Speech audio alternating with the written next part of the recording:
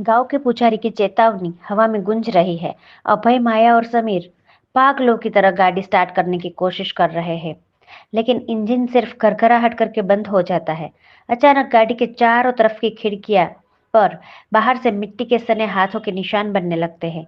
माया सहम कर कहती है, अभय, कोई बाहर है, कोई हमें जाने नहीं दे रहा है। अभय कहता है, गाड़ी छोड़ो, पुजारी के पीछे भागो, वही हमें इस रात से बचा सकता है। जैसे ही वे गाड़ी से उतरते हैं, घना कोहरा उन्हें घेर लेता है। पुजारी कहीं गायब हो चुका है। वे वापस हवेली के बरामदे की ओर भागते हैं, क्योंकि वहीं एकमात्र सहारा दिख रहा है।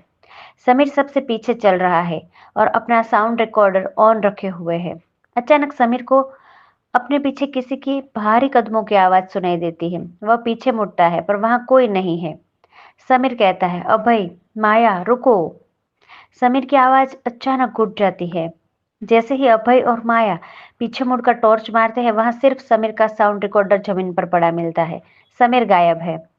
अभय समीर का रिकॉर्डर उठाता है और प्ले बटन दबाता है। रिकॉर्डर में पहले सिर्फ तेज हवा की आवाज आती है, फिर समीर की दबी हुई चीख और अंत में एक औरत की कर्कश हंसी। अब खेल शुरू हुआ है। हिसाब बराबर होगा।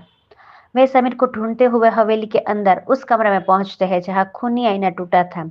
वहां की मुख्य दीवार पर ताजे खून से बड़े बड़े अक्षरों में लिखा है, सबका हिसाब होगा, तीसरा हिस्सा अभी बाकी है।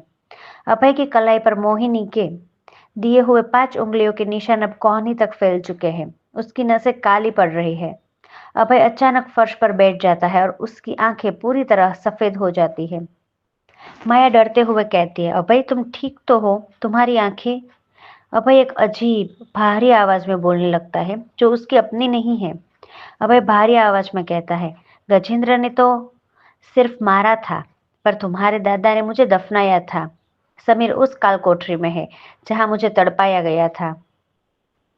अभय अचानक उठकर हवेली की एक पुरानी पेंटिंग की ओर आगे बढ़ता है। वह पेंटिंग को फाड़ देता है, जिसके पीछे एक लोहे का छोटा सा दरवाजा है। अंदर से समीर की धीमी सिसकियां सुनाई दे रही है। जैसे ही अभय दरवाजा खुलता है, अंदर से हजारों काले बिच्छू बाहर निकलने लगते हैं।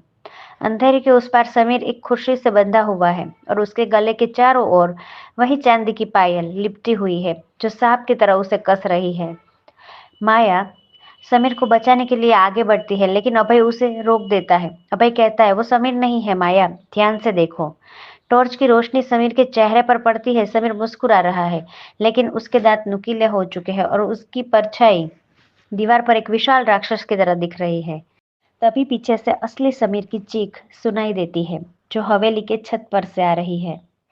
छत पर कौन है और अभय के सामने खड़ा ये हम शक्ल साया क्या बला है?